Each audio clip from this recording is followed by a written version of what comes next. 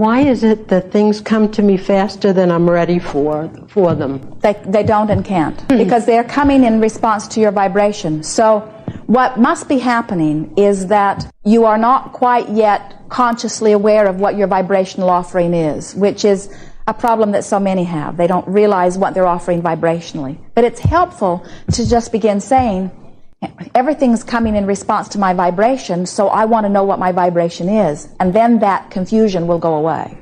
But when, say, for example, I think I would like to do something, and then this thing manifests immediately, and I think, wait a minute, I'm not ready to do that yet. And then I don't do it, and then maybe after a while I think, now I'm ready to do it.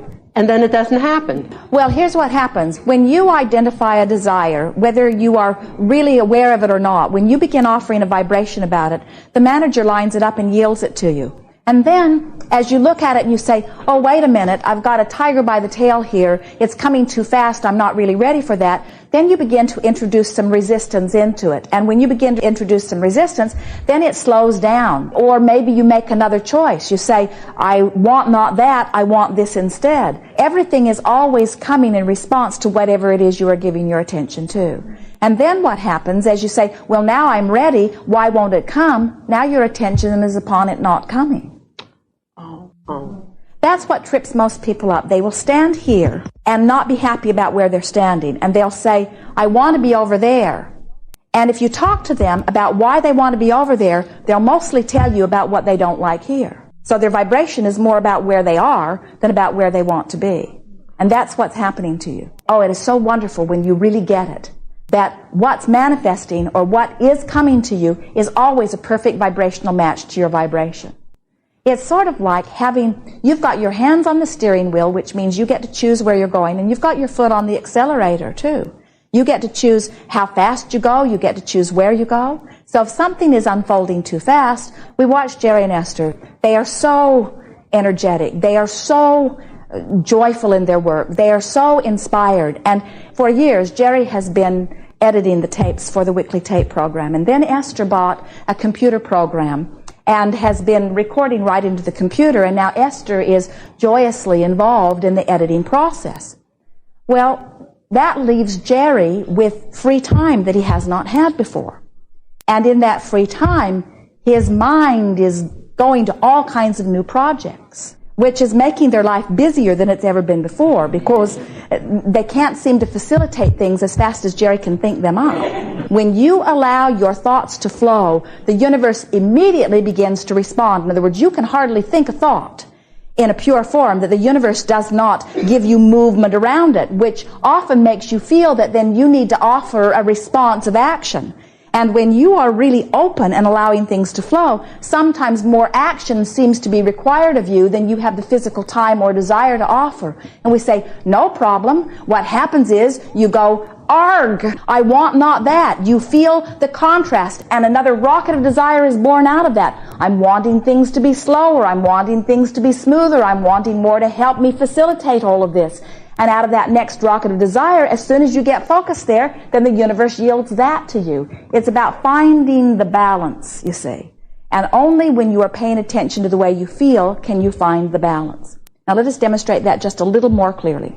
We watched Jerry and Esther working until their tongues were hanging out, almost to the point of not having very much fun.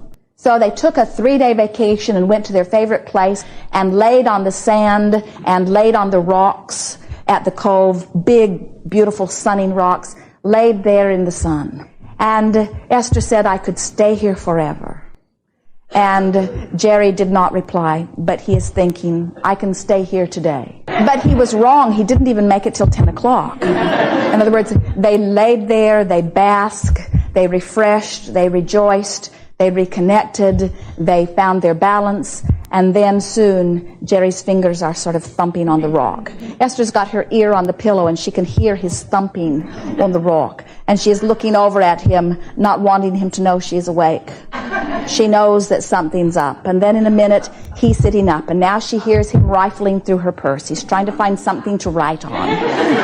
And now he's off on now his free-flowing mind is off on the next project, and off they go again. And so that's why we say to you, you have this triad of intentions.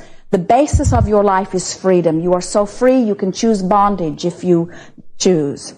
If your goal is to feel joy and you've attracted things faster than you can cope, then your joy factor diminishes and you can feel that you're out of balance. And so as you then reach for the joy factor, you're choosing different things that sort of slow things down. If you choose different things that slow things down too much, now you begin to feel like your fingers are thumping on the rock. Now you begin to feel like there's more that you want to apply. And so as you turn your thoughts toward those joyful thoughts, the universe yields to you and things speed up. As things get going too fast and joy factor is what is important to you, then you begin to feel your joy factor diminish. You getting a sense of how this works?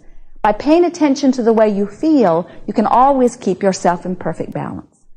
Somehow it seems to me that if the universe manifests this right away, it seems to me that my timing is off by not taking advantage of it when it happens, when it's easy. And then the next time around, it's hard. Well, here's the thing. The universe will yield it to you today, tomorrow, and forever. In other words, the universe will keep yielding it to you. It keeps coming. You can never show up at the dock and miss your boat, because your boat will come again and again and again and again and again and again. Everything that you desire, and we are going to speak this bluntly and literally, the manager called Law of Attraction has orchestrated hundreds, if not thousands, of circumstances and events to accommodate the exactness of your desire. And if you're not ready for it when it first shows up, it will be there again and again and again and again and again. Because law of attraction is not like your mother or some physical entity that is wanting to punish you for not being ready faster. There's not any of that. Oh, yeah, she asked but wasn't ready. Now, just let her wait. It's all about your readiness or your allowing. And so we can see how you've been trained by others who have said, when dinner is served, be here and eat. And if you don't want to eat when dinner is served, then you'll be hungry until the next meal. And you sort of think that the universe is treating you like that, but it isn't. Jerry and Esther, looking for a FedEx truck, went right to the place. They found it instantly, and they were so proud. Oh, look at this. We found the FedEx drop-off place with hardly any trouble at all, because they'd had trouble on other occasions, and it was fun to find it so fast. And not only was it a place that they could drop off their FedEx package, but the man that was picking it up was right there right now. And Esther said, boy, is that not wonderful timing. Look at that. We rendezvoused right with the guy, right in exactly the same moment. Put it right in his hands. How good is that? Then they went to the hotel. Another FedEx truck was at the hotel. Then they went out to dinner, and another FedEx truck was at the restaurant. And it occurred to Esther, oh, that rendezvous that I was crowing about was not the last rendezvous. In other words, the universe had endless backups lined up for her, and always does. Always does. My next question is, I seem to have my life full of clutter. I don't seem to be able to let go of papers and clothes and things that no longer serve me. And it's not only papers and clothes, but it's sort of like my physical elimination. I breathe in, I don't exhale, and we wouldn't worry about that. And I feel that it's all one kind of thing. You're sort of like taking in and not letting out. Well, let's start with the word clutter. Let's change the terminology. I have things in my life that I very much wanted that came to me easily. Isn't that a nice thing? Yeah. And now as I evaluate, there are things in my experience that aren't pleasing me in the way they once did. In fact, the overabundance of them is sort of in my way. So now I am seeking fewer of them and more clear space. So now you've launched another rocket of desire. Have you spent any time imagining that clearer space, or are you embroiled in the clutter? Do you just move around in the clutter, or have you imagined a clearer space? I have, but not as much as imagining the clutter. You see, you're doing the same thing that almost everybody does. You're letting the reality that has actualized get more of your attention than what you desire. And that's normal. It's easier to turn on the television and observe and have feeling responses to what you're seeing than it is to close your eyes and create your own scenario. And so you're just letting your reality dominate your vibration. You can pick and choose more selectively. In other words, there's a lot of things that you have wanted and attracted into your experience that are still serving you really, really well. In fact, 97.5% of what you have attracted into your experience is still serving you extremely well. We think that you are giving yourself too much trouble over the small percentage of it that you would now like to move on through. We would encourage that you go to a office supply store and buy some banker's boxes. And the only reason that we are encouraging the banker's boxes is because the lids come off easily and they are all uniform in size. Get 20 of them or 40 of them, depending upon the degree of clutter you have, and number them from 1 to 20. And then put a bunch of them in the middle of the room that is most important to you. We would call that the room where the clutter has been bothering you the most. And stand in the middle of the room and look at items and say to yourself, is this important to me in the next 2 months? And if it is, leave it right where it is. And if it isn't, put it in box number 1 and speak into a recorder, red bikini with the very skinny spaghetti straps, box number 1. And then go to the next thing and go to the next thing and go to the next thing. The magic of this is that because you are not trying to sort them, you're not trying to archive them, you're not trying to necessarily remember them, you're just putting them in the box and noting where you put it, putting them in the box and noting where you put it. And then some evening when you are looking for something fun to do, you can listen to your recording and write it on index cards and put it in red bikini box number 1, binoculars that only work in the dark, box number 2, screwdriver that I never found a screw that fit, box number 3. In other words, whatever it is. And now put those boxes outside of put them into your garage on one wall, or put them into one room that you don't use very much on one wall, giving yourself the reassurance that if there is anything that you need, you can easily retrieve it, but it is out of your line of sight, and it is giving you the freedom of space. And if you're absolutely sure about it, put it in the trash can. But we would say the majority of the stuff that you've accumulated, because at one time it seemed important, and because in most cases it cost money, it is hard for you to just release it from your experience, because it feels like you might need it someday, or somebody you know might need it, you see. And so that's sort of where you get bogged down. Then after 6 months, ask yourself, have I opened box number 1? And if you haven't, then do something else with box number 1. Put it to a further removed place, or give it away altogether, and then go through your index, and everything that says box number 1, put a big line through it, which means it's gone from my experience now. And what you will discover in very short order is that you could go through your entire life of clutter, and in less than 2 or 3 days, you could bring yourself to order.